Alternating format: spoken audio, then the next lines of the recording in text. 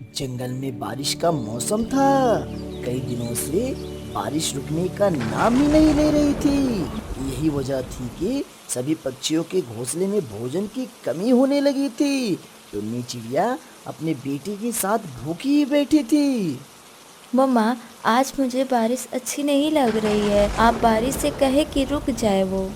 हाँ बेटा, जब पेट भूखा हो तो कुछ भी अच्छा नहीं लगता है। भोलू अपने घोंसले में बैठकर बारिश को भला बुरा कह रहा था। मैं तो पहले से ही कह रहा था कि मुझे बारिश से सख्त नफरत है। तुम्हें तो बारिश अच्छी लगती है ना। जाओ तुम बारिश का मजा लो। जब बारिश रुकेगी तो हर तरफ हरियाली ही हरियाली होगी और भोजन ही भोजन। 2-4 दिन की ही तो बात है, ये दिन भी जल्द ही गुजर जाएंगे। शायद तब तो मैं मर जाऊंगा। पूरे जंगल में एक छोटू ही था जिसके घोंसले में भोजन था।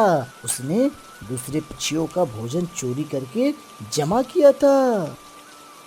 ये बारिश का मौसम कितना अच्छा लगता है। मेरे पास तो भोजन भी है और घर भी है। मैं कितना भाग्यशाली हूँ। फिर छोटू एक गेहूं का बाल लेता है और चिड़िया के खिड़की पर बैठकर खाने लगता है। चिड़िया चिड़िया, बहुत मजे के हैं ये दाने। मम्मा मम्मा, छोटू अंकल फिर आ गए। प्लीज मुझे छोटू अंकल से कुछ दाने लेकर देना। छोटू, मैंने कल भी तुमसे कहा था कि मेरे बेटे को ऐसे ना तरसाया करो। अगर तुम किसी को कुछ दे नहीं सकते हो तो ऐसे हमारा जी भी ना ललचाया करो। यह सुनकर छोटू हंसता है। बहुत मजा आता है जब मैं किसी को दिखा दिखा कर खाता हूँ।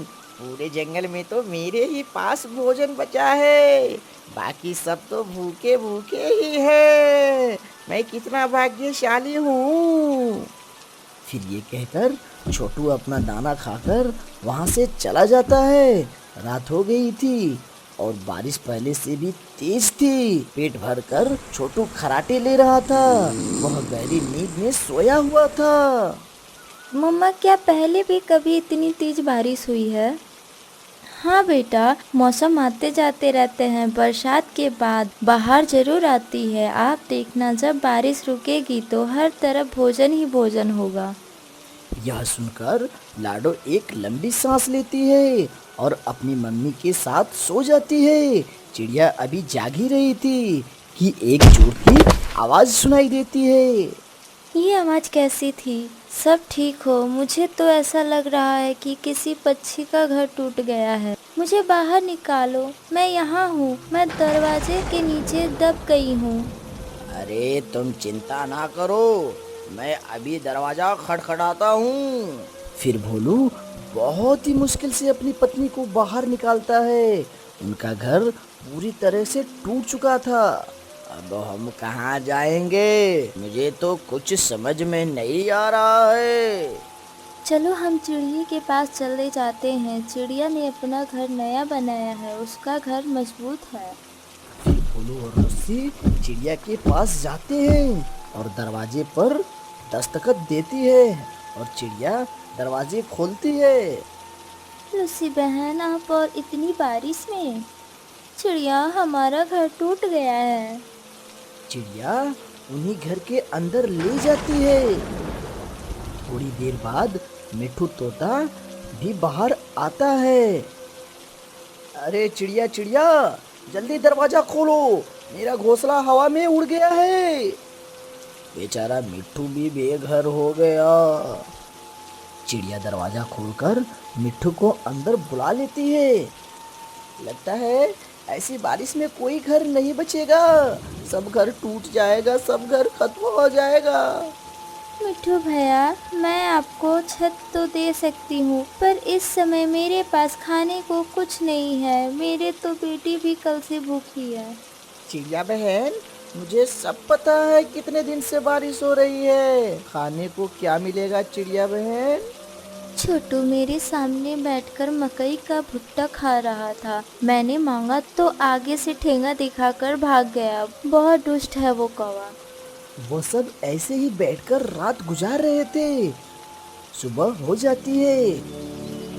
वह सब भूखे थे। मिट्ठू और भोलू फैसला करते हैं कि वो ऐसे ही बारिश में भोजन की खोज में निकलेंगे। मिट्ठू, बारिश तेज है, आप कैसे भोजन ढूंढ कर लाएंगे ऐसी बारिश में? चिड़िया, भूख से मरने से तो अच्छा है ना कि हम भोजन ढूंढते हुए मर जाएं। आप हमें जाने दो। भोलू जी, मैं भी आपके साथ आती हूँ। नहीं नहीं, आप सब यहीं रहें। सुनो सुनो भोलू, मेरी बात सुनो। अरे कौवे, क्या बात है? हमें जाने दो, हम बहुत जल्दी में हैं। अरे मिट्ठू और भोलू, मैं ये मीठा मीठा एप्पल खाने वाला हूँ। चाहो तो तुम इसके छिलके खा सकते हो। नहीं नहीं, हम तो पुराने गुफा से भोजन लेने जा रहे हैं। वहाँ फल भी है और ढेर सारा अनाज भी है। यह सुनकर कौवा तुरंत कहता है, क्यों? पुरानी गुफा से तो अनाज मेरे ही है, मैं अभी जाता हूँ। ऐसा कहकर छोटू वहां से पुरानी गुफा की तरफ भाग जाता है। भोलू, आपने छोटू को पुरानी गुफा की तरफ क्यों भेज दिया है? भोलू, आपने छोटू को गुफा की तरफ क्यों भेज दिया है? क्योंकि वह हमें दिखा दिखा कर हमारा ही चोरी किया हुआ भोजन खाता था। चलो आज बनेगा चोरों के मोर। फिर भोलू मिट्ठू को लेकर छोटू के घर जाता है। वहां तो छोटू ने 2 बोरियां भोजन से भरकर रखी हुई थी। वह दोनों एक एक बोरी भोजन के उठाते हैं और वहां से भाग जाते हैं। यह तो कुछ भी नहीं है, उन्होंने मुझे जरूर उल्लू बनाया होगा। छोड़ूंगा नहीं मैं तुम्हें भोलू के बच्चे। भोलू भैया, इतना सारा भोजन ये कहाँ से आया? आप पहले बोरिया तो खोले, फिर हम बताएंगे। चिड़िया बोरिया खोलती है। फिर मिट्ठू तुरंत बोलता है, ये लाल मिर्चा और अमरूद तो मेरे हैं, ये जरूर मेरे ही चोरी किए होंगे। और ये मकई के भुट्टे तो मैं किसान की पत्नी से मांग कर लाई। तो हमारा सारा भोजन ये छोटू ही चोरी करता था और हमें दिखा दिखा कर खाता है। अब हमें बारिश की कोई चिंता नहीं है, अब हमारे पास भोजन है। खिड़की पर बैठा हुआ छोटू उन्हें तरह तरह का भोजन खाते हुए देख रहा था। वाह, बड़े मजे की है ये लाल मिर्ची। छोटू ये सब देखकर रो रहा था। छोटू, चल भाग यहाँ से, हमने अपना अपना भोजन तुम्हारे घर से वापस ले लिया है। अब हम खाते हैं और तुम यहाँ खिड़की पर बैठकर देखो। चिड़िया, ये सच है कि ये भोजन मैंने आप सबका ही चुराया है। मैं फिर कभी चोरी नहीं करूँगा, मुझे थोड़ा सा दाना दे दो।